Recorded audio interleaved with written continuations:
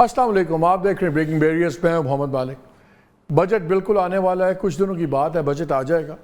आज का हम प्रोग्राम इसी पे कर रहे हैं कि लेकिन आसान अल्फाज में। मैं आपको इस पर नहीं बसाऊंगा करंट अकाउंट डेफिसिट क्या होता है, मैक्रो इंडिकेटर्स क्या होते हैं, माइक्रो क्या हैं। हम 2-3 मेन बातों पे बात करेंगे ताकि हमें भी समझ आ जाए कि हमारे पास आने वाले दिनों में हमारा क्या छुरी फिरनी है हमारे पे, हमने रगें काटनी है, what are we supposed to do, या क्या तैयारी करनी है। So we thought let's talk to a gentleman जो इस सीट पे रहे हैं फाइनेंस मिनिस्टर की, और उनसे भी देखते हैं क्या पॉसिबल सिनेरियोज हैं। Doctor Miftah Ismail, thank you very much. बाद में पूछते हैं आपकी पार्टी, वैसे अब नाम तो निकल गया, वो तो बता दें क्या नाम रखा आपने पार्टी का? अवाम पाकिस्तान। झंडा भी लीक हो गया? झंडा भी लीक हो गया। वो सब्ज और नीला? सब्ज और नीला। तो वो सब्ज तो पाकिस्तान है, नीला क्या है? नीला आसमान है, नीला समंदर है, नीला हमारा प्लेनेट है, नीला पॉसिबिलिटीज है। तो क्या अभी ग्रीन पार्टी बन रहे हैं, क्या बन रहे हैं? नहीं, पाकिस्तान का कलर है ग्रीन, ग्रीन पार्टी की बन रहा है। ग्रीन पार्टी है कि खाकी पार्टी है, कौन सी पार्टियां? ना ग्रीन है ना खाकी है, अवाम की पार्टी है भाई। अच्छा चलें, गुड गुड। तो कब तक फॉर्मल कब तक हो रही है? अगले महीने इंशाल्लाह, फिर बिगनिंग ऑफ हम इंतज़ार कर रहे थे कि हुकूमत बजट पास कर लेगी, आप उस पर पूरी जब तबसरे कर लेंगे, उसके बाद आपके पास थोड़ा वक्त होगा तो हम उस वक्त आएंगे। अब हुकूमत ने बजट लेट कर दिया तो हमारी लॉन्च लेट हो गई है। सही टाइम है, सही टाइम है पार्टी लॉन्च करने का? कोई सही टाइम होता है? हर जो इस वक्त है वो बेस्ट वक्त है, सच्ची बात है। मतलब इन द सेंस के do something that right now. और शायद और मैं दोनों, शायद अब्बासी साहब और मैं दोनों ये समझते हैं कि अल्लाह ताला ने जो हमको इस मुल्क में थोड़ी सी शोहरत दी है, जो इज़्ज़त दी है, जो प्रिविलेज दी है, वज़ीर आज़म रह चुके हैं शाहिद साहब, मैं वज़ीर ख़ज़ाना रह चुका हूँ, कि हमारा ये फ़र्ज़ है कि इस वक्त मुल्क जो एकदम गलत सिमत में जा रहा है उसको ठीक करने के ग्रेविटास है आप लोगों के पास। आप टेक्निकल आदमी हैं, आप हो गए, असद उमर हो गए, मोहम्मद ज़ुबैर, 3 अच्छे पढ़े लिखे लोग थे, सारे फारग हो गए सियासत से। अब आप वापस आ रहे हैं। शायद प्राइम मिनिस्टर भी बने तो वो नवाज शरीफ साहब की वजह से बने। उनकी पूरी पॉलिटिक्स मरहून मन्नत थी एक और पार्टी की, इस्टेब्लिश पार्टी की, वो खुद अपने इलेक्शन हार गए। ग्रेविटास वो नहीं है आपकी पार्टी में, फिर इतना पुल कहाँ से आएगा? आप ग्रेविटास तो Why should I follow? Okay, let me be more crude. Why should I follow party जिनका चेयरमैन या कन्वीनर जो भी होंगे वो अपने 2 इलेक्शन हार चुके हैं, जिसका finance minister got fired unceremoniously. मैं आप लोग तो अपना नहीं बचा सके, मुझे क्या बचाएंगे? देखिए, इलेक्शन हारना तो अब मेरे ख्याल से बहुत सारे लोग इलेक्शन हार चुके हैं, ठीक है। लेकिन ईमानदारी से हारने में हम अब भी समझते हैं कि ज़्यादा इज्जत है बनिस्बत बेईमानी से जीत के आने में। दूसरी बात ये कि जितने भी पॉलिटिशियन, चलो इस जुमले से ये तो क्लियर हो गया कि पीएमएलएन के वापसी के रास्ते तो बंद है। वापसी के रास्ते, सर मेरी बात सुने, हमारी loyalty is only to Pakistan, not to any political party, and certainly not to an individual, and not to anyone, ठीक है। Pakistan has given us what we are today. अगर पाकिस्तान की ये हम जो आज है ना, वो पाकिस्तान की मरून मिन्नत है। तो कौन वेरी क्विकली टारगेट ऑडियंस क्या है? सीरियसली देखिए, टारगेट ऑडियंस डिवाइडेड है। देखिए, जो पिपली है वो पिपली है, जो पीटीआई वाला, आप कहाँ से ढूंढेंगे? हमने कुछ सर्वे करवाए, कुछ फोकस ग्रुप्स करवाए। हम समझते हैं कि बहुत सारे लोग अपनी सियासी चॉइसेस से नाखुश हैं। वो समझते हैं कि ये जो 3 पार्टियाँ बड़ी हैं, पीपल्स पार्टी, पीटीआई और पीएमएलएन, इनके अंदर बेहतरी आ सकती है। हमारी समझ है, हमारी कोशिश है कि हम एक ऑल्टरनेट प्रेजेंट करें कि जिसके अंदर हर पाकिस्तानी को इकनॉमिक अपॉर्चुनिटी दें। क्या आज हम सचमुच, और आप और मैं ये बिज़नेस करते हैं, मतलब सियासत के बारे में, मईशत के बारे में सोचते हैं, जिस जगह पे आज पाकिस्तान खड़ा है कभी भी नहीं था। आज पाकिस्तान एक बहुत मुश्किल में है। आप अपनी पार्टी लॉन्च करेंगे, क्या स्पेसिफिक मैनिफेस्टो लॉन्च करेंगे कि अच्छा यार ये इकॉनमी पे हमारे ये माइलस्टोन्स होंगे, क्लाइमेट पे ये होंगे, सब कुछ? लाइक अगर आना तो पढ़े लिखों वाली पार्टी आए। लिखी वाली पार्टी है। डॉक्टर तारिक बनोरी जो कि प्रोफेसर भी थे HEC, वो हमारे साथ हैं। डॉक्टर जफर मिर्जा वो हमारे साथ अच्छा, हैं। अब सब में एक चीज़ कॉमन है, सारों को उठा के बाहर फेंका हुआ है। तारिक बनोरी इतना पढ़ा लिखा डिसेंट आदमी, उनको भी उठा के बाहर निकाल दी। ये क्या दुखी लोगों की पार्टी है? सर बिल्कुल दुखी नहीं है। आपको जानते हैं कि I have a very privilege life. अल्लाह का शुक्र है, अल्लाह का बड़ा एहसान है। शायद Abbasi is a very privilege life. हम तो ये बात समझते हैं कि इस पाकिस्तान ने हमको बहुत कुछ दिया और हमारा ये फ़र्ज़ है कि हम पाकिस्तान के लिए सही बात, ठीक। We can only wish you best of luck. Definitely हम तो चाहते हैं कोई भी हो। अब ज़रा बजट पे आ जाए। पहली बात जो बिजनेसमैन रो रहे हैं, सारे रो रहे हैं, वो है शरह सूद। तबाही फेरी हुई है इसने 22%। میں ناظرین سے دو تین چیزیں شیئر کر دوں. میں ڈومیسٹک ڈیٹ دیکھ رہا تھا ناظرین. جو ہمارا تقریباً نیشنل ڈیٹ ہے وہ تو 67 پوائنٹ کتنے ٹریلین وہ بن گیا ہوا ہے, لیکن اس میں سے 43.4 آپ کا ڈومیسٹک ہے, اور یہ 85% بن جاتا ہے آپ کی انٹرسٹ پیمنٹس کا اور سارا جو آپ چیزیں کرتے ہیں. انٹرنیشنل بورنگ تو علیحدہ اپنی جگہ, ڈومیسٹک ڈیٹ نے تباہی پھیری ہوئی, اور میں اس کی ریشو دیکھ رہا تھا کہ پبلک ڈیٹ جو ہمارا انکریز ہوا ہے 2019 اور 2021 کے درمیان میں 7 خرب 7.7 ٹریلین کا انکریمنٹ آیا ان 3 سالوں میں, اتنی ہم نے بورنگ کی ہے. لیکن 2021 سے 2024 کے درمیان 27.7 خرب ہم نے اٹھایا, لائک 3 times that amount. اور گورنمنٹ سارے اپنی بورنگ کر کے اپنے خرچے اٹھا رہی ہے, مطلب کہ انبلیو. انٹرسٹ پیمنٹ ہماری پچھلے اس 6 ماہ میں ہم نے دیکھا 24 میں 64% انکریز ہوئی ہے. 64%. پہلے 2.57 ٹریلین تھی, وہ 4.22. اچھا, انفلیشن گورنمنٹ ہمیں کہہ رہی ہے جی 11% پہ آ گئی ہے, 11 ساڑھے 11 کے اوپر. اب لاجک یہ کرتا ہے کرنٹ اکاؤنٹ ڈیفیسٹ بھی آپ کا اس وقت ہارڈلی $200 ملین آ ہوا ہے اس وقت, وہ ایسے بڑھے گا بات کی بات ہے. But as we speak interest rate پھر 22 پہ کیوں پڑا ہوا ہے جب گورنمنٹ 80% بورنگ کر رہی ہے. 1% اگر انٹرسٹ ریٹ بڑھتا ہے تو 486 ارب روپے ٹھکتے ہیں مجھے آپ کو ٹیکس پیئر کو. تو انٹرسٹ ریٹ کیوں نہیں کم ہوتا؟ اب دیکھیے, پیر کو اسٹیٹ بینک کی میٹنگ ہے اور پیر کو کم کرنا چاہیے. اب کم ضرور ہوگا. میں سن رہا ہوں 1% کم کر رہے ہیں, 22 سے 21 پہ آ گیا تو کیا ہوگا؟ دیکھیے, پچھلے ماہ کی جو میٹنگ تھی اس پہ بھی کم کرنا چاہیے تھا. حکومت جو اسٹیٹ بینک جو سینٹرل بینک دیکھتا ہے وہ صرف منتھلی ریٹ نہیں دیکھتا ہے, وہ ایئرلی ریٹ نہیں دیکھتا ہے ایئر آن ایئر, وہ منتھ آن منتھ دیکھتا ہے. منتھ آن منتھ پچھلے مہینے 0 تھا, اس مہینے -3.5 ہے. اگر اب بھی آپ 4% کم نہیں کرتے تو بہت بڑی غلطی ہوگی. دیکھیں, میں IMF میں بھی کام کر چکا ہوں, میں اکنامکس بھی تھوڑی سی سمجھتا ہوں, فائنانس منسٹر بھی رہ چکا ہوں. یہ جو انٹرسٹ ریٹ آپ نے, یہ جو مہنگائی کم ہوئی ہے, اس میں حکومت نے کوئی بہت زیادہ کردار ادا نہیں کیا ہے. حکومت تو اپنے اخراجات تواتر سے کرتی رہی ہے, ٹھیک ہے. بجلی مہنگی کری, گیس مہنگی کری, مہنگائی بڑھانے میں حکومت کا بڑا ہاتھ تھا. جو کردار ادا کرایا گیا ہے وہ پرائیویٹ سیکٹر سے کرایا گیا ہے. ان کی کمر توڑ دی گئی ہے, وہ عام آدمی سے کرایا گیا ہے. 9 کروڑ لوگ خط غربت کے نیچے گئے ہیں, ان کی پرچیسنگ پاور ختم کر دی ہے آپ نے, تبھی آپ کی ڈیمانڈ کم ہوئی ہے. آپ نے گاڑیاں بکنا بند ہو گئیں پاکستان میں, گاڑیوں کی شفٹیں جب بند ہوئی ہیں, فیکٹریاں بند ہوئی ہیں, تو لوگوں کی نوکریاں گئی ہیں. کنزیومر الیکٹرانکس, وہ بڑے جو فریجز, ٹی وی, ریفریجریٹرز, یہ واشنگ مشین, یہ نہیں بک رہے پاکستان میں, اتنے موٹر سائیکلیں نہیں بک رہی. ان سب کی جب نوکریاں گئی ہیں لوگوں کی, جب جا کے یہ مہنگائی کم ہوئی ہے. اب آپ کو شرح سود کم کرنا لازمی ہے, اور IMF کو ساتھ لے کر چلنا چاہیے, اور یہ اسٹیٹ بینک کی ذمہ داری ہے. پچھلے مہینے بھی ان کو کرنا چاہیے تھا, 2-3 مہینے پہلے بھی کر سکتے تھے, اور اب اگر یہ 3 سے 4% نہیں کرتے تو یہ کرمنل انرسپانسبلٹی ہوگی on their part. Criminal responsibility seriously.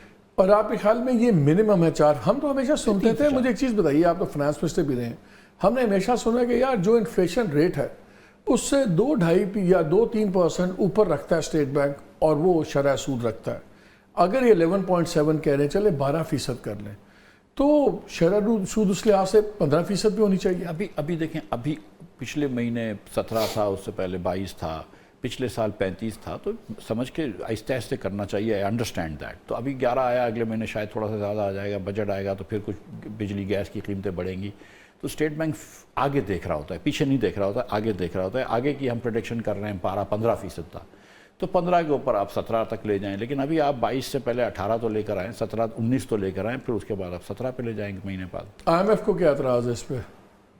IMF کو اعتراض ہوتا ہے, ایک تو ہماری بینک کی کریڈیبلٹی اتنی نہیں رہی ہے IMF میں. IMF کو اعتراض ہوتا ہے, وہ بھی بڑا کنسرویٹو کھیلتے ہیں, تو آپ تھوڑا سا کنسرویٹو رہیں, لیکن اگر 1% کرا آپ نے تو وہ کرمنل ہوگا, وہ غلطی ہوگی, بہت بڑی غلطی ہوگی. جب ہم سنتے ہیں اسٹیٹ بینک کے اندر 3 ممبر کمیٹی بیٹھی ہوتی ہے, مانیٹری کمیٹی بیٹھی ہوتی ہے, جو 25 کروڑ لوگوں کی زندگی کا فیصلہ اس سے ڈائریکٹلی ہوتا ہے امپلیمنٹ. پھر کیا از دیٹ انف؟ کیا 3 ممبر بورڈ از انف؟ نہیں, 8 لوگ ہوتے ہیں, 4 اسٹیٹ بینک کے اپنے ووٹ ہوتے ہیں اور 4 باہر کے ممبرز ہوتے ہیں. تو لیکن دیکھیں that should be enough and there should be good economist in this and business representatives, اور ان کو فیصلہ کرنا چاہیے، اس میں کوئی مسئلہ نہیں جو اس وقت ایگزسٹنگ ہے 8 رکنی جو آپ کہہ رہے ہیں، کیا وہ کوالٹیٹیولی ٹھیک ہے؟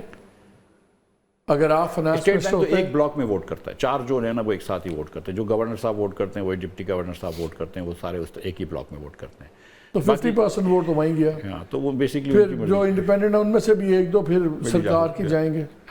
تو پھر اس کو پہلے تو اس کا کیا طریقہ ٹھیک کرنے کا؟ یہ طریقہ دیکھیں، طریقہ ٹھیک ہے، آپ کے پاس لوگوں کو سمجھ ہونی چاہیے کہ دیکھو آپ صرف بینک نہیں چلا رہے، آپ پوری معیشت چلا رہے ہیں، آپ صرف ڈالر کا حساب نہیں کر رہے، پوری معیشت کا. اسٹیٹ بینک تو اپنے پروفٹ شو کر رہا ہوتا ہر باری، نہیں پروفٹس کے نہیں سوچ رہے، لیکن وہ یہ سوچ رہے ہیں کہ یار اگر ہم یہ رکھیں گے تو روپیہ اسٹیبل رہے گا، اور پیچھے سے پریشر ہوتا ہے کہ دیکھو روپیہ نیچے نہ چلے جائے. آپ کہتے ہیں کہ کرمنل نیگلیجنس ہوگی. بورنگ کا میں کچھ فگرز دیکھ رہا تھا، میں جب ریسرچ کر رہا تھا میں حیران رہ گیا کہ 2008 میں ناظرین جو گورنمنٹ اپنے یہ خرچے پورے کرنے کا ڈیفیسٹ کرتی تھی وہ 24% میکسیمم بینک سے بورنگ ہوتی تھی. آج 83% وہ بورنگ سے خرچہ اپنا پورا کر رہے ہیں. 2019 میں بینک سے جو انویسٹمنٹ تھی گورنمنٹ ڈیٹ سیکیورٹیز وغیرہ میں وہ 8.7 ٹریلین تھی، آج 26 ٹریلین ہے. سو سارا کریڈٹ گورنمنٹ اٹھا رہی ہے، سارا پیسہ بینکس کما رہے ہیں. سو ایکسپینسز کم کیسے ہوں گے؟ گورنمنٹ کے ایکسپینڈیچر ہم دیکھیں ملٹیپلائی کر رہے ہیں. اور ایک چیز اور، بزنسز کو چھوڑیں، اگر یہ شرح سود کم کرتے ہیں تو ہمارا انٹرسٹ پیمنٹ میں ماہانہ کتنی کمی ہو جائے گی؟ تقریباً 30 ارب روپے پر منتھ حکومت کو بچیں گے، 30 سے 32 کچھ فکسڈ ہوتے ہیں. یعنی کہ یہ 30 ارب کا پھر قرضہ تو نہیں اٹھائے گی نا، اور انٹرسٹ پیمنٹ کرنے 4% کم کرتے ہیں تو 120 ارب روپیہ بچ جائے گا جو حکومت بجلی کے سیکٹر کو ہر مہینے دیتی ہے. دیکھیے اس میں غلطی جو ہے نا وہ نہ بینکوں کی ہے نہ اسٹیٹ بینک کی ہے. ٹھیک ہے، اسٹیٹ بینک کو جو انٹرسٹ بڑھانا پڑا تھا وہ IMF کے کہنے پہ بڑھانا پڑا تھا، اور اس لیے بھی بڑھانا پڑا تھا کہ یہاں مہنگائی بہت زیادہ تھی. اب اسٹیٹ بینک کو یہ اپرچونٹی ہے کہ وہ کم کرنا چاہیے، اور میں سمجھتا ہوں کہ 3-4% کم کرنا چاہیے. اب آپ آئیے کہ اتنا قرضہ حکومت کیوں لے رہی ہے، اور بہت سارے سیاستدان بولتے ہیں کہ قرضہ بہت زیادہ ہے، ہم آئیں گے تو ٹھیک کریں گے، لیکن کسی کو یہ بات کا ادراک نہیں ہے، یہ سمجھ نہیں ہے، یا اگر سمجھ ہے تو اس لیول کی سمجھ نہیں ہے کہ پاکستان میں کب سے ڈیفیسٹ بڑھنا شروع ہوئے ہیں. پاکستان میں ڈیفیسٹ بڑھنا شروع ہوئے 2010-11 سے، جب سے آپ نے NFC ایوارڈ کیا اور آپ نے کہا کہ ہم 57% پیسے جو ہیں جو ٹیکس کے ہیں وہ صوبے کو دے دیں گے. اس کے بعد جب آپ کشمیر کو، گلگت بلتستان کو اور فاٹا کے پیسے دیتے ہیں تو 62% پیسے آپ دے دیتے ہیں. جب 100 روپے میں سے 62 روپے آپ صوبوں کو دے رہے ہیں تو 2 چیزیں ہو رہی ہیں. ایک تو صوبوں کے پاس اتنا وافر پیسہ ہو گیا کہ وہ ٹیکس نہیں لگاتے، تو نہ وہ پراپرٹی ٹیکس لیتے ہیں، نہ ایگریکلچر ٹیکس لیتے ہیں، نہ صحیح طریقے سے سروس ٹیکس لیتے ہیں. تو پورے پاکستان میں صوبوں نے صرف 8 ارب روپیہ سروس ٹیکس جمع کیا، پراپرٹی ٹیکس جمع کیا ہے، جبکہ صرف بامبے کے شہر نے 150 ارب روپیہ جمع کیا پراپرٹی ٹیکس میں. تو ایک تو یہ چھوڑ دیں، اور صوبے پھر اخراجات بھی تیزی سے کر رہے ہوتے ہیں کیونکہ وافر پیسے ہوتے ہیں. وفاق جو ہے وہ بینکرپسی کی نہج پہ ہوتا ہے اور وہ اس کو بار بار بورو کرنا ہے. جیسے جیسے وقت نکلے گا ہماری بوروئنگ بڑھتی رہے گی. کبھی انٹرسٹ ریٹ کم ہو گئے تو تھوڑی سی بوروئنگ کم ہوئی، کبھی انٹرسٹ ریٹ بڑھیں گے انفلیشن کو دیکھ کے تو بوروئنگ بڑھ جائے گی. لیکن میں آپ سے یہ بتا رہا ہوں کہ جب تک آپ NFC ایوارڈ کو چینج نہیں کریں گے وہ مفتاح ہو نہیں سکتا نا. اب آپ نے کانسٹیٹیوشنل امینڈمنٹ چاہیے، یہاں پہ تو الائز گورنمنٹ بیٹھی ہوئی، پیپلز پارٹی ٹوٹلی خلاف ہے، ان کے بغیر یہ گورنمنٹ چل نہیں سکتی، تو کانسٹیٹیوشنل امینڈمنٹ کہاں سے ہوگی؟ آپ کو یاد ہے 2019 میں غالباً جب باجوہ صاحب کی ایکسٹینشن کی بات آئی تھی تو 342 ممبران قومی اسمبلی نے کھڑے ہو کے باجوہ صاحب کو ووٹ دیا تھا نا ایکسٹینشن کا. تو جب بہت زیادہ قومی مسئلہ ہوتا ہے اور قومی مفاد میں کوئی چیز کرنی ہوتی ہے تو ہمارے سیاستدان آ جاتے ہیں نا اسمبلی میں، ووٹ دے دیتے ہیں، سب مشترکہ رائے کر لیتے تو اس کا مطلب اگر ہم نے 18ویں امینڈمنٹ کرنی ہے، 18ویں امینڈمنٹ کو بالکل نہیں چھیڑیں. اگر ہم NFC ایوارڈ کو چھیڑنا ہے تو پھر کسی اگلی ایکسٹینشن تک انتظار کریں تب ہوگا. نہیں، میرا مقصد یہ کہنے کا ہے کہ جب آپ باجوہ صاحب کی ایکسٹینشن پہ سارے پاکستان ایک ہو سکتا ہے، سارے پاکستان کے وہ نیشنل انٹرسٹ پہ نہیں ہوئے تھے، وہ اپنے پرسنل انٹرسٹ پہ اکٹھے ہوئے تھے سارے. نہیں، جو بھی انٹرسٹ تھا، تو جب انٹرسٹ تو اس کا مطلب ہے ایک ساتھ تو ہو کوئی گھر جانے پہ تیار نہیں تھا تو ووٹ تو دے سکتے ہیں نا، اس کا مطلب ہے. ٹھیک ہے، اس وقت پاکستان کے اندر جو 9 کروڑ لوگ غریب ہیں نا، جو خط غربت کے نیچے ہیں، جو آج 3 روٹی اپنے بچے کو نہیں کھلا سکتے، وہ اس لیے کہ آپ نے NFC ایوارڈ میں صوبوں کو زیادہ پیسے دے دیے. جو حکومت کے، پوری حکومت کے، وفاق اور صوبوں کی مل کے جو خرچے کم نہیں ہو رہے وہ اس لیے کہ میں آپ کو ایک یقین دلا رہا ہوں کہ Pakistan everything else is basically just window dressing. جب تک کہ آپ NFC کو ریشنلائز نہیں کریں گے, ایگریکلچر ٹیکس اور پراپرٹی ٹیکس صوبوں کو نہیں دے دیں گے, صوبوں سے لے کے وفاق کو نہیں دے دیں گے, کچھ ان کے حصے کو مطلب 57 سے 55 کر لیں, اس کے بعد 52 کر لیں, میں زیرو تو نہیں کہہ رہا ہوں. اور جب تک آپ یہ چیزیں نہیں کریں گے ملک نہیں, فائنینشیل ملک کا فائنینشیل سچویشن سدھرے گی نہیں. لیکن وفاق کے بھی تو مسئلے ہیں نا, 18 منسٹریز لے کے چل رہے ہیں, 300-400 بلین اس کا خرچہ اٹھایا ہوا جو اوور لیپنگ ہے. انہوں نے بھی صوبوں والی چیزیں کیوں پکڑی ہوئی ہیں؟ وفاق اپنے آپ کو علیحدہ کریں, بالکل بند کر. پھر وفاق جا کے صوبوں میں پروجیکٹس کیوں خرچے اٹھا رہا ہے, کیوں کر رہی ہے؟ اب وفاق نے دیکھیں دو چیزیں ہیں, ADB وفاق کی ہوتی ہے کوئی اس بار 1000-1200 ارب روپے کی, وہ 300-400 ارب سے زیادہ نہیں ہونی چاہیے. یہ 800-700-800 ارب روپے وفاق کو بچانے چاہیے. یہ وفاق کو یہ چیزیں نہیں کرنی چاہیے جو کرتے ہیں, جو MNS کے پروجیکٹس کرتے ہیں, بالکل نہیں کرنی چاہیے. جو PHDP وفاق کرتا ہے, یہ آپ سے کبھی ایگری کرتا ہوں. جو وزارتیں آپ بند کریں گے تو کیا آپ لوگوں کو نکال سکتے ہیں؟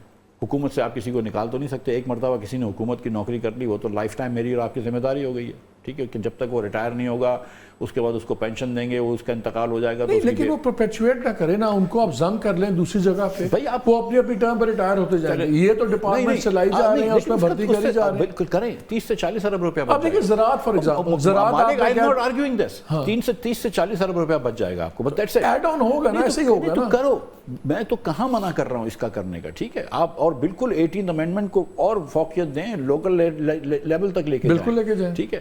سو نتھنگ اگینسٹ, دس از اے ریڈ ہیرنگ جو لوگ کرتے ہیں کہ یار مفتاح 18th امینڈمنٹ کی بات کر رہا ہے. بالکل نہیں کر رہا ہے, لیکن مفتاح اکنامکس سمجھتا ہے, فائنینس سمجھتا ہے. اور اگر آپ نے NFC ایوارڈ کو چینج نہیں کیا, وفاق کا ڈیفیسٹ ختم نہیں ہوگا, وفاق کا ڈیفیسٹ ختم نہیں ہوگا, نوٹیں چھپیں گی, مہنگائی رہے گی, اور غریب لوگ غریب بدتر ہو جائیں گے. لونز ہم لیتے ہیں بہت زیادہ وفاق لیتا ہے, اور اس میں بہت سی صوبوں کی ہی ریلیٹڈ ڈیولپمنٹ چیزیں ہیں ڈفرینٹ سیکٹرز میں.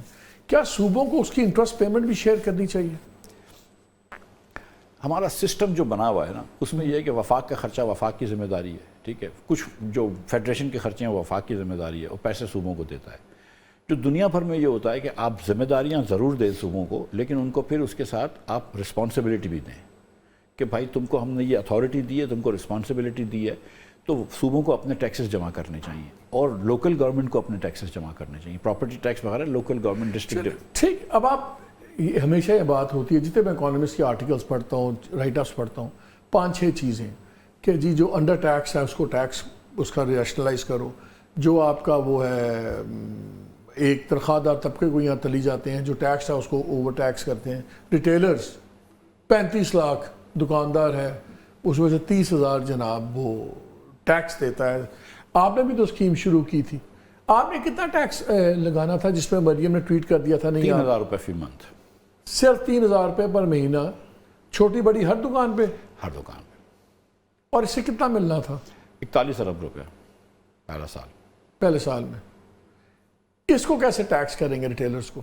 میں اب بھی یہ سمجھتا ہوں کہ پہلے تو آپ اب تو مہنگائی بڑھ گئی تو 3-4 ہزار روپے. نہیں, لیکن ایک چیز ہے, مطلب ایک بندے کا چھوٹے جنرل سٹور ہے اور ایک بندہ کا لیٹس سے سلیم فیبرک ہے لبرٹی مارکیٹ میں, دونوں کو 3,000 کے کوئی پر اسکوائر فٹیج کے حساب سے نہیں. پہلے تو آپ 3.5-4 یہ 4,500 روپے آج کے دن کر دیں آپ, ٹھیک ہے, فی دکان. یہ منیمم فی کمرشل آؤٹ لیٹ ہو گیا. اس کے بعد جو ہے آپ سونار ہیں, ٹھیک ہے, ان کو بلائیں, یہ بڑے بڑے سونے والے, میں نے بلایا تھا حنیف جولرز, نورتن جولرز, سب کو کہ آؤ میرے پاس بیٹھو, ان کو آپ الگ فکسڈ کر دیں.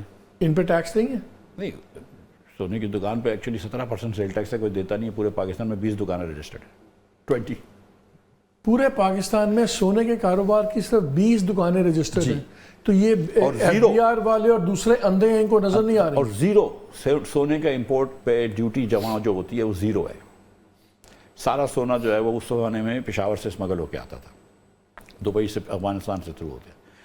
یہ مطلب تو میں نے ٹیکس بھی ریڈیوس کرا کہ میں نے کہا 3%. یہ میں نے ان سے پوچھا کتنا خرچہ آتا ہے افغانستان سے لانے میں, انہوں نے کہا 3%. میں نے کہا مجھے 4% دے کے حلال کر لو, انہوں نے کہا ٹھیک ہے, ٹھیک ہے. پھر شہباز صاحب نے کہا تو سونے کے اوپر ڈیوٹی کم کرے گا, آپٹکس پورے لگیں گے, تو ابھی تھوڑے دن رک جا. میں نے کہا چلو ٹھیک ہے. سو بیسکلی اس کو ریشنلائز کرو, کار ڈیلرز کے اوپر الگ ٹیکس کر دیں, فرنیچر والوں کے اوپر الگ ٹیکس کر دیں. وہ آپ پہلے تو ایک بیسک سیٹ کرو نا کہ 50-60 ارب روپیہ تو آپ کو آ جائے اس سے. اس کے بعد پھر آپ یہ ڈیزائنرز ہوتے ہیں ان کو الگ ٹیکس کر دیں، مگر مختلف. اس کے بعد جو آپ نے یہ 17% سیلز ٹیکس لگایا دکانوں پہ وہ بھی غلط ہے، بہت زیادہ سیلز ٹیکس ہے. آپ ان کو 5-6% سے یا مطلب یا 1% بھی ٹرن اوور ٹیکس دکان سے آپ لے کے فکس کر دیں آہستہ سے، اس کے بعد فکس کر دیں. تو آئی تھنک کہ دیر آر ویز. دیکھیں پاکستان کے اندر ہے نا 25 لاکھ دکاندار NTDC کے سسٹم میں تھے، کراچی کے KE کا سسٹم الگ تھا. میں بجلی کے حساب سے بتا رہا ہوں. ہر دکاندار گاؤں میں اتنا پڑھا لکھا نہیں ہوتا کہ سیل ٹیکس کے فارم جمع کرے اور بھیجے. نہ جو کمپنیز ہوتی ہیں وہ اتنی کمپلائنٹ ہوتی ہیں. سو جہاں جہاں ہم فکس کر سکتے ہیں ٹیکس، چاہے وہ اسکوائر فٹیج میں ہو چاہے وہ دیگر چیزوں پہ ہو، وہ زیادہ بہتر ہے. ٹائپ آف بزنس پہ کر دیں. ایک راشن والا ایک چھوٹی سی پرچون کی دکان ہے پنساری کی، اس سے 4,000 روپے لے لیں، کافی ہے، بس ٹھیک ہے لیکن جیسا آپ نے بتایا کہ کوئی بڑی دکان ہے تو اس سے آپ زیادہ لے لیں، ان کو آپ بلا کے بات کر سکتے ہیں. کوئی مطلب یہ کہ پاکستان ہے نا، مطلب you make this like 20 category. یہاں پہ وقت ہوا ایک چھوٹی سی بریک کا، ہمارے ساتھ رہیے گا.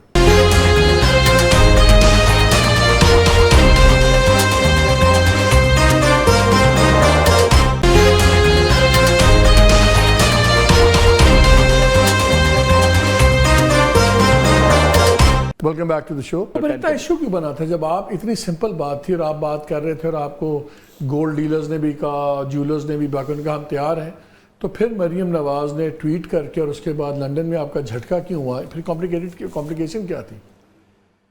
چلے اس کو چھوڑ دیں. بہت نہیں I want to know. Budget کی بات کر رہے ہیں نا آپ، کہہ رہے ہیں آپ کی بات سے مجھے لگ رہا ہے یار ان لوگوں کو بھی اعتراض نہیں ہے اگر آپ ریشنلائز کر لیں 3,000 تو روپے. پھر پھٹا کیا ہے؟ میں نے پھر ہو کیوں نہیں رہا؟ ابھی تاجر 2 اسکیم کی کروڑوں اس کے ایڈورٹیزمنٹ پہ خرچ دیے، لیکن ابھی تک شاید 25,000 ایڈ ہوا ہے ٹوٹل. دیکھیں گزارش یہ ہے کہ ہم نے بڑی وائڈ اسپریڈ کنسلٹیشن کی تھی دکانداروں سے پاکستان بھر.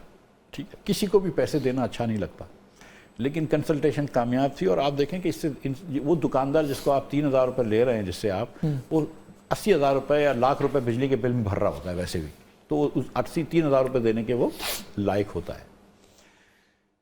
مگر کچھ جو دکانداروں کے لیڈرز ہوتے ہیں وہ اپنی سیاست چمکا رہے تھے، اور کچھ انٹرنل مسلم لیگ کے اندر جو تھے وہ ڈس ایگریمنٹس تھے بٹوین ڈفرینٹ پیپل. تو وہ ایک تو آپ کا اور ڈار صاحب کی اکنامک پالیسیز کا کلیش تھا نا، وہ تو ایک حد وہی مسئلہ تھا، وہ ایک سائڈ ہے، وہی مسئلہ تھا. تو اس کے علاوہ کوئی بڑا مسئلہ نہیں تھا، وہی مسئلہ تھا. تو آج اگر گورنمنٹ چاہے یہ آرام سے ہو سکتا ہے ریٹیلرز والا. آئی تھنک سو ہو سکتا ہے. دیکھیں ہماری گورنمنٹ جو ہے جہاں اگر چاہے ہماری گورنمنٹ کبھی کبھی اپنی ریٹ اسٹیبلش نہیں کرتی ہے، اور میں تو یہ سمجھتا ہوں کہ یہ گورنمنٹ بہت ڈرتی ہے، جو اس کو فیصلے کر لینے چاہیے. لیکن مجھے ایک بتائیں، ابھی جو اتنا شور ڈالا جا رہا ہے انفلیشن اتنی کم ہوگی 11%، انٹرنیشنلی کموڈٹی پرائسز کم ہوئی ہوئی ہیں، آئل پرائسز گری ہوئی ہیں، لیکن یہ بڑی وہ ہیں ٹرانزٹری سی یہ چینجز ہیں. کل کو تیل مہنگا ہوگا تو پھر پیٹرولیم مہنگا ہو جائے گا، بیکاز امپورٹ ہماری پیٹرولیم کی کم نہیں ہوئی، صرف والیوم وہی ہے، قیمت کم ہونے کی وجہ سے بچت ہوگی. تو اگر اسی والیوم پہ مہنگا تیل آیا پھر بڑھ جائے گا، بجٹ آئے گا، اس میں بجلی کے ٹیرف پھر ہمیں بڑھتے نظر آ رہے ہیں، سب کچھ ہو رہا ہے. تو یہ جو ریلیف ہے یہ تو بڑی ٹرانزٹری سی ریلیف ہے جو آج شادیانے بج رہے ہیں 11%، 12%، شکر ہے کم ہے. لیکن میں ناظرین کے لیے ایک چیز ناظرین کلیئر کر دوں کہ بہت سے لوگوں نے پوچھا کہ جی یہ اگر گورنمنٹ کہہ رہی ہے 30% سے 11% پہ آ گئی ہے 12% پہ، تو سڑک پہ مہنگائی کیوں اسی طرح ہے؟ ٹیکنیکلی اگر آپ دیکھا جائیں تو یہ جو آپ کی مہنگائی کی شرح جس تیزی سے بڑھ رہی تھی یہ اس میں کمی آئی ہے. اس کا مطلب یہ نہیں ہے کہ سڑک پہ جو چیزیں ہیں وہ آپ کی اب جو 30 روپے کی چیز تھی وہ 12 روپے کی ہوگی، وہ نہیں ہوئی. Prices in the market is different, اور یہ جس ریشو سے بڑھ رہی تھی یہ جو یہ ڈیسلریشن ہے یہ اس شرح کی بڑھنے کی ہے. ایم آئی رائٹ؟ جو اس طرح سوچ لیجئے کہ جو 2 سال پہلے 30 روپے کی چیز تھی وہ پچھلے سال 40 روپے کی ہو گئی، تو 33% بڑھ گئی. اس سال وہ 40 سے 44 کی ہوئی ہے، تو ہم کہہ رہے ہیں کہ صرف 10%. سو بیسکلی گراؤنڈ پہ قیمتیں کم نہیں ہوئی. نہیں، قیمتیں کم کرنے کا تو حکومت کلیم بھی نہیں کر رہی. حکومت کہہ رہی ہے کہ جس تیزی سے سر انہوں نے 2 چیزوں پہ بھی اتنا کہا ہے کہ وہ روٹی سستی ہو گئی، سب کچھ ہو گیا ہے، بیکاز پیٹرول وہی ہے، بجلی وہی ہے. ایک سال کے اندر 123% بجلی بڑھی ہے، اس سال 58% بڑھی ہے، ہر چیز بڑھی ہے. اس لیے لوگ پوچھ رہے ہیں یار یہ پریس کانفرنسز ہو رہی ہیں تو مہنگائی گئی کہاں ہے؟ سر مہنگائی کے اندر حکومت، اور بالکل یہ نمبر صحیح ہے، حکومت کوئی جھوٹ نہیں بول رہی ہے کہ جس اسپن ہے اسپن تو بتائیں لوگوں کو کہ مہنگائی جس سپیڈ سے بڑھ رہی تھی اس رفتار میں کمی آئی ہے، باہر چیزیں سستی نہیں ہوئی. ظاہر ہے یہ تو ہاں بالکل اسٹیٹسٹکس یہی کہہ رہی ہے. حکومت یہ کہہ رہی ہے، یہ نہیں کہہ رہی کہ 11% ڈیفلیشن ہوا ہے، وہ کہہ رہی ہے 11% انفلیشن ہوا ہے. کہ مہنگی تو ہوئی ہیں، انفلیٹ تو ہوئی ہیں چیزیں، لیکن 11% سے ہوئی ہیں کہ نہ کہ 35% سے جو پچھلے سال اس مہینے میں تھی. تو آپ بس اس بات پہ خوش ہو جائیں کہ جس فیصد سے چیزیں مہنگی ہو رہی تھی اس میں کمی آئی ہے، چیزیں سستی نہیں ہوئیں. اور ابھی بجٹ کے بعد، اب مجھے بتائیں بجٹ کے بعد اب اس وقت گورنمنٹ کے پاس آپشن ہے کیا؟ ریلیف کہاں دے سکتی ہے؟ یار ایک ریلیف جو ہے نا پاکستان کو لے ڈوبی ہے ایمان سے. یہ ریلیف دینا نا مطلب ریلیف کس طرح دی جاتی ہے؟ ریلیف اس طرح کہ چلیں، میں ریلیف میں بھی رانگ ورڈ، میں یہ نہیں کہہ رہا سبسیڈائز کریں. نہیں relief is the right word, this is the word the government uses. میں آپ سے گزارش یہ کر رہا ہوں کہ ریلیف کہاں سے دی جاتی ہے؟ مالک سے پیسے لے کے مفتاح کو ریلیف دے دی، مفتاح سے پیسے لے کے خالد کو ریلیف دے دی، خالد سے پیسے لے کے سمینہ کو ریلیف دے دی. کیونکہ ہو اب یہ گیا ہے جو مڈل کلاس تھا، جو اپر مڈل کلاس تھا وہ مڈل کلاس بن گیا، middle class lower middle class والا غریب، غریب والا غریب ترین ہو گیا. سو کیٹیگریز بدلتی سی جا رہی ہیں. والا مفلسی میں آ گیا ہے. تو اب لائک بجلی کی قیمتیں چڑھنی ہیں، انرجی سے ہر کوئی کہتا ہے انرجی سیکٹر ریفارمز کریں، اس کے بغیر معاملہ حل نہیں ہوگا. انرجی سیکٹر ریفارم کیسے ہوگی؟ آئی پی پیز کی چلیں، کیپیسٹی پیمنٹس، اس پہ کیا ہو سکتا ہے؟ دیکھیے ایک تو بڑی آسان چیز ہے، اور میں سارے پاکستانی بھائیوں اور بہنوں کو جو آپ کا شو دیکھ رہے ہیں ایک گزارش کرتا ہوں کہ کسی دن 15 منٹ کے لیے کسی تھانے میں چلے جائیں یا کسی کچہری میں چلے جائیں. آپ جس شہر میں رہتے ہو پاکستان میں، کراچی سے لے کر گلگت تک کسی بھی شہر میں تھانے میں چلے جائیں، آپ کو 5 منٹ میں اس حکومت کی، پاکستان بھر کی تمام حکومتوں کی حکمرانی نظر آ جاتی ہے. کسی تھانے کچہری میں چلے گئے. ہم کو یہ بات سمجھنی چاہیے کہ ہماری حکومت کی کوئی حکمرانی صحیح نہیں ہے، کوئی نظام ٹھیک نہیں ہے. تو جتنا حکومت کا لمٹ کر دیں گے رول اتنا اچھا ہے. اگر آپ بجلی کے معاملے سے نکل جائیں، اگر آپ گیس کے معاملے سے نکل جائیں، آپ ساری کمپنیاں بیچ دیں، ڈسٹریبیوشن کمپنیز، قسم کھا لیں کہ آئندہ کوئی بھی آئی پی پی سے معاہدہ نہیں کریں گے، کوئی بھی اور معاہدے نہیں کریں گے، اور آپ چیزوں سے نکل جائیں تو قصہ ختم ہو جائے گا. آپ دیکھیے نا 158% بجلی کی قیمت بڑھی، آپ نے بتایا، ٹیلی ویژن کی قیمت بڑھی ہے، فون کی قیمت بڑھی ہے. اور شارٹیج کس کی ہوتی ہے؟ جب سردیاں آتی ہیں تو گیس کی شارٹیج ہوتی ہے، گرمی آتی ہے. اور یہ جو قیمت بڑھ بھی رہی ہے یہ ان کی اپنی انیفیشنسیز ہیں، چوریاں، لائن لاسز ملے ہوئے. ایک پیسے کی لائن لاس کم نہیں ہوتی ہے، نہ بل کلیکشن پڑتا ہے. ایسے فیڈرز ہیں جہاں پہ 80% تک لوگ بل نہیں دیتے، آپ ان کو بجلی دے رہے ہیں. ہم ٹیوب ویل کی پیسے نہیں لے سکتے، بہت ساری چیزیں کرتے ہیں. اس کے بعد حکومت ڈرتی ہے. ایک دن آپ نے کشمیر پہ بات کری کہ ہم بجلی بڑھائیں گے، وہاں ہنگامہ ہوا، آپ ڈر گئے. عجیب حرکتیں ہم کرتے ہیں. تو بہتر یہ ہے کہ حکومت کے لون کو لمٹ کر دیں، کسی اور کے پیسوں سے کوئی اور فیصلہ کرے. یہ صحیح نہیں ہوتے فیصلے. تو یہ ریلیف دینے کی بات چھوڑ دیں. آپ ریلیف یہ دے دیں کہ آپ اس بزنس سے نکل جائیں. اگر آپ کو لوگوں کو ریلیف دینی ہے، آپ گندم کے بزنس سے نکل جائیں. آپ نے پہلے غلط وعدے کرے گندم کے فارمرز کو کہ ہم تم سے 100 روپے کی گندم خریدیں گے، پھر آپ نے نہیں خریدے، وہ بھی بیچارہ خوار ہوا. اور آپ کے یہ وعدے جب شروع تھے تو گندم مہنگی ہو گئی تو کنزیومر خوار ہوا. آپ نے شوگر کین پہ آپ انٹرفیئر کرتے ہیں، کہتے ہیں کہ ہم شوگر کین کے فارمرز کو بچا رہے ہیں، لیکن آپ کو بھی پتہ ہے کہ ہم کس کو بچاتے ہیں. حکومت کو ان کام سے نکل جانا چاہیے. ایک حکومت چاول کا کام نہیں کرتی. پہلے کرتے تھے چاول کا ایکسپورٹ کا، حکومت چاول ضائع ہوتے تھے، چوری ہوتے تھے. حکومت نکل گئی ہے، $3 بلین کا ایکسپورٹ ہوا ہے چاول کا. آپ گندم، چاول، شوگر کین بزنس نکل جائیے. آپ بجلی کی ترسیل اور تقسیم کے بزنس سے نکل جائیے، بجلی بنانے کے بزنس سے نکل جائیے. میں آپ کو یقین دلا رہا ہوں کہ 2-3 سال میں آپ دیکھیں گے بجلی سبسٹینشلی سستی ہو جائے گی. آج ساؤتھ ایشیا میں، دنیا کے پاکستان کو چھوڑ کے باقی ممالک میں 20% سے کم ایوریج ہاؤس ہولڈ جو ہے مڈل کلاس کا وہ بل دے رہا ہوتا ہے. ہمارے یہاں 40% سے زیادہ دے رہا ہے مڈل کلاس کا ایوریج ہاؤس ہولڈ بجلی کا بل. تو ہم ڈبل بجلی مہنگی بیچ رہے ہیں. مطلب یہ سارے غلط فیصلے. انڈسٹری میں بھی آپ کا ریجن کے اندر آپ کو 15-16 سینٹ آپ کا جا رہا ہے، سب سے مہنگی بجلی وہاں پہ 8-9 سینٹ کی ایوریج آ رہی ہے. پھر اس لیے برآمدات پہ بھی پریشر آئے گا. تو مطلب حکومت ہماری، دیکھیں ہمیں یہ بات سمجھنی چاہیے کہ ہم حکومت تعلیم کے ذمہ لیا ہوا ہے. حکومت نے مطلب 2000 ارب سے زیادہ خرچ کرتی ہے تعلیم پہ. 78% بچہ پاکستانی 2 جملے نہیں پڑھ سکتا ہے، 10 سال کا بچہ. حکومت کچھ بھی نہیں کر سکتی. Our governance has failed our people. ہمارے لوگوں کو ہمارے حکمرانی نے کچھ بھی نہیں دیا 70 سال میں، تب بھی آج پاکستان وہاں کھڑا ہوا. تو ابھی بجٹ میں ہم کیا ایکسپیکٹ کر رہے ہیں، کیا ہوگا؟ بجٹ سے ہم صرف گزارا کرتے ہیں کہ IMF سے ڈیل ہو جائے اور 3 سال اور زندہ رہ جائیں، 3 سال ڈیفالٹ سے بچ جائیں. یہ بجٹ ہوتا ہے پاکستان کا. اور یہ میرا بھی بجٹ یہی ہوتا ہے کہ یار IMF سے ڈیل کرو اور مطلب آگے نکل جاؤ. ہم کو فنڈامنٹل اصلاحات کرنی پڑیں گی. جیسے میں نے آپ سے گزارش کری کہ پاکستان تبھی اپنے پیروں پہ کھڑا رہے گا جب آپ NFA ایوارڈ کو ریشنلائز کریں گے. آپ دیکھیں مالک صرف نوکری پیشہ لوگوں سے ٹیکس لیتے ہیں, آپ مینوفیکچرنگ سے ٹیکس لیتے ہیں, اور غریب لوگوں سے سیلز ٹیکس لیتے ہیں کہ ایک مالی جو ہے وہ صابن خریدنے جاتا ہے اس سے ٹیکس لیتے ہیں, ایک چوکیدار جو ہے وہ ٹوتھ پیسٹ خریدنے جاتا ہے اس سے ٹیکس لیتے ہیں. آپ پورے پاکستان کی یہ مرگلہ روڈ ہے, اس کے بڑی بڑی اربوں روپے کی پراپرٹیاں ہیں, ان سے آپ ٹیکس نہیں لیتے. یا کراچی کے اندر کلفٹن کے اندر یا لاہور میں گلبرگ میں آپ ٹیکس نہیں لیتے. اب ہزار ایکڑ کی جس کے پاس اراضی ہے ایگریکلچر ٹیکس کی, ان سے آپ ٹیکس نہیں لیتے. لیکن آپ یہ جو کیمرہ مین ہے جو لاکھ روپے کی تنخواہ نہیں ہے اس سے آپ ٹیکس لینا شروع کرتے ہیں. تو یہ مطلب آپ کو ہاریزونٹل ایکویٹی ہونی چاہیے, ورٹیکل ایکویٹی ہونی چاہیے. ایک یہ مجھے بتائیں, ایک پاکستان کا مسئلہ جو اسٹرینتھ نہیں ہوتی تھی ایک زمانے میں, لوگ کہتے ہیں جی جو پیرل اکانومی ہے یہ بڑی زبردست چیز ہے, اس لیے کووڈ میں بھی سروائیو کر کے. میں کیش ان سرکولیشن دیکھ رہا تھا, یہ بڑی خوفناک چیز ہے. ہمارا کیش ان سرکولیشن جو ہے ناظرین, جو کیش سے کھڑا دھندا چل رہا ہے 9.2 ٹریلین کھرب روپے, یعنی کہ 32 بلین ڈالرز جو ہے اس وقت ہماری 9.2 ہے, اور یہ 11% ہے نیشنل جی ڈی پی کا. گلوبل ایوریج 5% ہوتی ہے میکس. اس کو کیا حل کریں اس کو, بیکاز یہ سب سے بڑا وہ ہے ایشو. سر جب آپ دیگر چیزیں ٹھیک کرنا شروع کر دیں گے تو یہ خود بخود ٹھیک ہو جائے گا. مثال کے طور پر, کیونکہ میں ریٹیل کا بھی دیکھ رہا تھا اسی میں کہ 20.7% ہے جی ڈی پی کا, لیکن جو ان کا ڈپازٹ پینیٹریشن ہے وہ صرف 5.8%.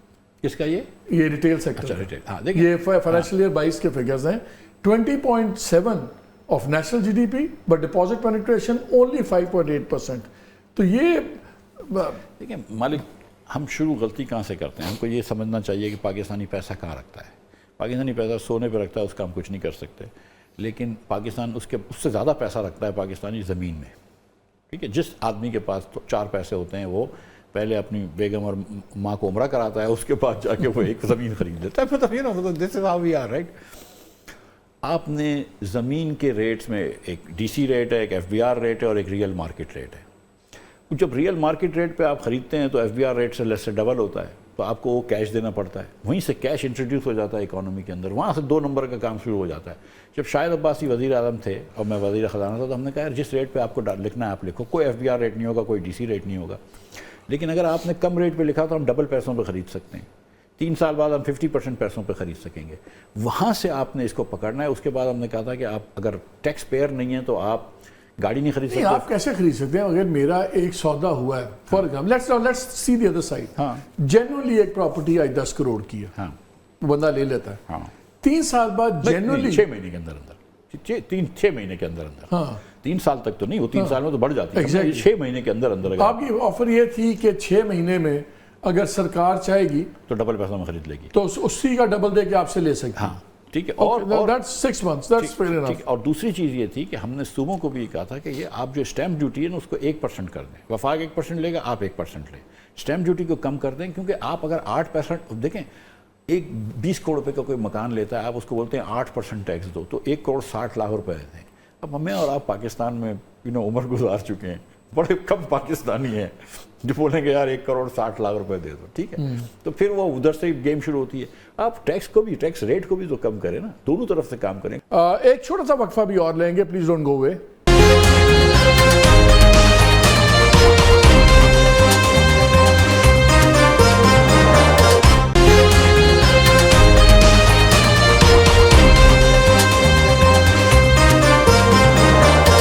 جی welcome back to the show. Salary class کا ٹیکس کم نہیں ہونا چاہیے, براڈر بیس کریں. 100% 15-20% سے زیادہ ٹیکس نہیں ہونا چاہیے, اور کم از کم 1-1.5 لاکھ روپے کی تنخواہ چھوٹنی چاہیے. اور یہ اس پہ میں نے IMF سے اتنی بحث کری, اور شہباز شریف صاحب نے بھی بڑی مجھ کو وہ کہا کہ تو کرو بحث, لیکن وہ نہیں مانتے تھے. وہ کیا کہتے ہیں یار, وہ کہتے ہیں کہ کہیں سے ٹیکس تو جمع کرو نا. آپ 9% آف جی ڈی پی جا رہے ہیں, آپ ریٹیل سے نہیں کر رہے, آپ ایگریکلچر سے نہیں کر رہے, پراپرٹی سے نہیں کر رہے, اور خرچہ کم کرنے کے تو خدا نہ خواستہ آپ بات ہی نہیں کر سکتے کہ 17% tax to G D P آپ نے, expenditure to G D P ہے, tax to G D P آپ کا 9% ہے, 10% ہے, اور 7% آپ ڈیفیسٹ کر رہے ہیں. تو آپ تو غریب لوگوں کو اور غریب کر رہے ہیں, آپ غریب لوگوں کو تو نیچے ڈال رہے ہیں, اور پاورٹی کے اندر کیونکہ پیسے نوٹ چھاپ رہے ہیں, مہنگائی بڑھ رہی ہے, تو کہیں سے ٹیکس تو جمع کرو. آپ IMF کے پاس جائیں, بولیں یار میں 2% آف جی ڈی پی. یہ بتائیں, یہ جو آج کل بڑا چل رہا ہے ڈالر کا, کہ جی گورنمنٹ بڑا چیخ رہی ہے, دیکھیں گورنمنٹ ڈالر سٹیبل ہو گیا ہے, 10-20 پیسے اوپر نیچے ہوتا ہے. میں ایک دو فورن رپورٹس دیکھ رہا تھا بینکس کی، ان کے تھنک ٹینکس کی، وہ ایوریج نکالتے ہیں کہ منیمم پرائس 250 225 پلس ہونی چاہیے، کئیوں کی جاتی ہے 300 پلس۔ ڈالر کی پرائس ہے کیا، ہونی کیا چاہیے؟ سر ڈالر کی پرائس وہ ہونی چاہیے جو مارکیٹ کا ہے۔ سر مارکیٹ کی تو ہمیں آج تک سمجھ ہی نہیں آتی۔ سر یہ بہت سارے لوگ جو ہے نا یہ فارمولے کے حساب سے ڈالر کی پرائس نکالتے ہیں، اللہ تعالیٰ نے ان کو اکنامکس کی کوئی سمجھ نہیں دی، ٹھیک ہے؟ اگر آپ کو اکنامکس کی سمجھ ہے تو ڈالر کی کوئی پرائس نہیں ہوتی ہے، روپے کی کوئی پرائس نہیں ہوتی۔ ڈالر کی پرائس سے مطلب ہے کہ روپے کی ویلیو کیا ہے۔ وہ پاکستان میں ہزاروں امپورٹرز ہیں، ہزاروں ایکسپورٹرز ہیں، ہزاروں لوگوں کا ڈالر سے کام ہوتا ہے، اور ان سب کی ڈیمانڈ سپلائی مل کر ایک ریٹ آتا ہے۔ مارکیٹ تھن ہے تو اسٹیٹ بینک تھوڑا سا آگے پیچھے کرتا ہے اس کو۔ اب اگر آپ انٹرسٹ ریٹ کم کریں گے مثال کے طور پہ تو تھوڑا سا ڈالر کے اوپر پریشر آئے گا، روپے کے اوپر پریشر آئے گا، تھوڑا سا ڈالر بڑھے گا، ٹھیک ہے؟ اسی ایک وجہ سے اسٹیٹ بینک جو ہے وہ اتنا ریلکٹنٹ ہے، لیکن آئی تھنک کہ this would be a harm to Pakistan, یہ غلطی ہے اگر آپ تھوڑا سا پریشر لیں ادھر۔ سملرلی حکومت اگر لمبے لون لے آتی ہے، ابھی جیسے کہ ML1 کی بات کر رہی ہے، 6 بلین 8 بلین کا آپ ایک اور لون لے آئیں گے تو فیوچر آپ کی ڈیٹ اور بڑھ گئی تو پھر آپ کے روپے کے اوپر پریشر آئے گا۔ تو حکومت کے غلط فیصلے، اسٹیٹ بینک کے فیصلے صحیح یا غلط، مارکیٹ کے فیصلے، اس سب کو ایمالگمیٹ کرتے ہیں تو تب جا کے ڈالر کی پرائس نکلتی ہے۔ کسی فرد واحد کو کبھی پتہ ہی نہیں چل سکتی کہ ڈالر کی پرائس کیا ہونا چاہیے۔ پاگل پنا ہے کہ ہم یہ پریڈکٹ کریں گے یار ڈالر 225 کا ہونا چاہیے۔ تجھے کس نے اعلام آیا ہے؟ نہیں لیکن پھر بھی فارمولاز تو ہوتے ہیں نا، آپ بالکل آربیٹری تو نہیں ہوتی نا۔ بالکل آربیٹری ہوتی ہے، بالکل مارکیٹ کی۔ تو آپ اپنی کیلکولیشن اس فائنانس سے کیسے کرتے تھے کہ آپ نے جب پروجیکشنز بناتے تھے تو ڈالر کی کوئی نوشنل ویلیو رکھتے ہوں گے نا؟ ایک نوشنل ویلیو تو ہوتی ہے۔ وہ اس طرح ہوتا ہے کہ آپ کہتے ہیں کہ آج لیس سے 280 روپے کا ڈالر ہے پاکستان میں اس سال ابھی تک ایوریج، یہ 11% گن کے 20 مہینے کی ایوریج انفلیشن اس سال میں اب تک 24% رہا ہے۔ تو لیٹس سے کہ اس سال ہم 20 پہ ختم کرتے ہیں اور ہمارے ٹریڈنگ پارٹنرز کے پاس 5% انفلیشن ہے، تو ہمارا روپیہ جو ہے وہ 15% سے یہاں پہ زیادہ مہنگائی ہے، اس لیے ہماری برآمدات کم ہو جائیں گی۔ یہ روپیہ ریئل ویلیو میں ریئل مینز میں اپریشیٹ ہو جائے گا اگر 15% سے ڈی ویلیو نہیں ہوا، تو ہم ایکسپیکٹ کریں گے کہ 15% ڈی ویلیو ہونا چاہیے روپیہ کا، ٹھیک ہے؟ دوسرا یہ کہ آپ آج جا کے دیکھیں کہ بینک آپ کو کتنا پریمیم دیتا ہے، تو بینک آپ کو تقریباً 1% دیتا ہے ایک مہینے کا، کہ اگر آج 3% 3 مہینے بعد کا آپ ڈالر بیچیں بینک کو تو آپ کو 3% دینے کے تیار ہے، مارکیٹ کی یہ فورسز ہے۔ تو اس سے آپ کو آئیڈیا ہو جاتا ہے کہ روپیہ 10-12% جو ہے وہ ڈی ویلیو ہونا چاہیے۔ لیکن اگین کل اگر IMF کی ڈیل نہیں ہوتی معاذ اللہ تو روپیہ بڑی تیزی سے ڈی ویلیو ہوگا، کیونکہ لوگوں کو انسرٹنٹی ہو جائے گی۔ بہت مرتبہ حکومت کی غلط پالیسیاں، اگر ڈیفالٹ کی باتیں ہو جائیں، اگر وہ IMF سے لڑائی کرتے ہیں آپ تو پھر اسٹاک مارکیٹ کتنی چھلانگیں مار رہی ہے؟ اگر سارے انڈیکیٹرز ہیں 10 بلین ابھی دینا ہے ہم نے اسی سال، ہماری اکانومی ابھی تک پھنسی ہوئی ہے، مہنگائی ہے، بجلی بڑھ رہی ہے، انٹرسٹ ریٹ نیچے نہیں آ رہے، اسٹاک مارکیٹ تاریخی حدود کراس کری، کیا اسٹاک مارکیٹ مینیپولیشن ہو رہی ہے؟ سر دیکھیں وہ کہتے ہیں 5-6 سیٹ مل کے کھیل سکتے ہیں۔ نہیں ایسا نہیں ہوتا۔ تو پھر وہ کچھ جا رہی ہے 53,000 کی مارکیٹ تھی 2017 میں جب ڈالر 105 روپے کا تھا، ٹھیک ہے؟ آج جو ہے وہ ڈالر 280 روپے کا ہے، کیونکہ 17,000 کی مارکیٹ ہے، مجھے نہیں پتا کتنی مارکیٹ ہے آج کی، ٹھیک؟ اور یہ اس کو دیکھنا ہے کہ کارپوریٹ ارننگز کیا ہے، اسٹاک مارکیٹ میں کیا ہے۔ بہت سارے بینکس لسٹڈ ہیں، آپ نے خود بتایا کہ بینک جو ہیں بینک سے تو لاٹری ہے، بینکس کی لاٹری ہے، تو بینک کے شیئر کی پرائس بڑھ جاتی ہے۔ اس کے بعد سیمنٹ نے کتنے پیسے کمائے تو سیمنٹ کی پرائسز بڑھی ہوئی ہیں۔ بینک سے تو آج کل 55% سے زیادہ ان کے ایسٹس تو گورنمنٹ کی ساتھ ہی جڑے ہوئے۔ سو اسٹاک مارکیٹ اس لیے بڑھ رہی ہے کہ سیمنٹ کی کمپنیاں بڑھ رہی ہیں، بینکس بڑھ رہی ہیں، کنزیومر کے اندر کچھ چیزیں بڑھ رہی ہیں، تو اسٹاک مارکیٹ اس لیے بڑھی۔ آج بھی آپ دیکھ لیں کہ ہندوستان میں بھی شاید 10-11% ٹائمز ارننگز بک رہی ہوتی ہے اسٹاک۔ امریکہ میں جو گروتھ اسٹاکس ہوتے ہیں وہ تو 20% اسٹاکس بک رہے ہیں، ہمارے یہاں تو 4-5 ہے۔ اسٹاک مارکیٹ میں تو ابھی بھی بہت روم ہے۔ اگر یہ گورنمنٹ جو ہے اس کو پاکستان کو ٹھیک کرنا شروع کرے، اسٹاک مارکیٹ تو اور اوپر جائے گی۔ اسٹاک مارکیٹ تو میں سمجھتا ہوں کہ انڈر ویلیوڈ ہے۔ لیکن آپ اس پہ ہم کنکلوڈ کرتے ہیں، آپ کہتے ہیں کہ چھوٹی موٹی چیزوں بجٹ تو بن ہی جائے گا، چیزیں ہو جائیں گی۔ اگر ہم NSE ایوارڈ نہیں ری وزٹ کرتے تو یہ بلڈنگ ٹیڑھی کی ٹیڑھی رہے گی۔ یہ بالکل ٹیڑھی کی ٹیڑھی رہے گی۔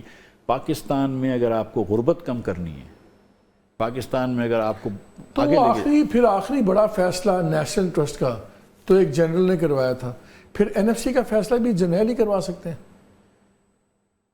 نہیں، یہ تو ROs بھی کروا سکتے ہیں یار۔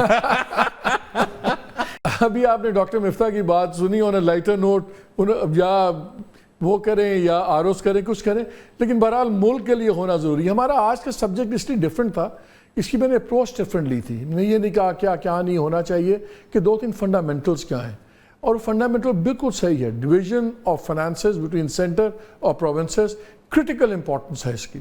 ساتھ انٹرسٹ ریٹ، اگر چیزیں چلنی ہیں تو انڈسٹری کی گروتھ سے ہی معاملہ چلے گا. You have to generate wealth, تبھی آپ کی چیزیں بنے گی. اور جس حساب سے انٹرسٹ ریٹ ہے، اور جو میں نے آپ کو آج وہ بتایا ہے کہ کتنے فیصد گورنمنٹ انٹرسٹ میں دے رہی ہے، بینکس کا جو ہے اس وقت 55% زیادہ ایسٹ وہ جو ہے وہ بینکس اس کے اندر ہی ہے. اور 2019 کے بعد تو 90% ان کی فنڈنگ جو سی اس کے اندر گئی ہوئی ہے گورنمنٹ ڈیٹ ٹریجریز وغیرہ کے اندر.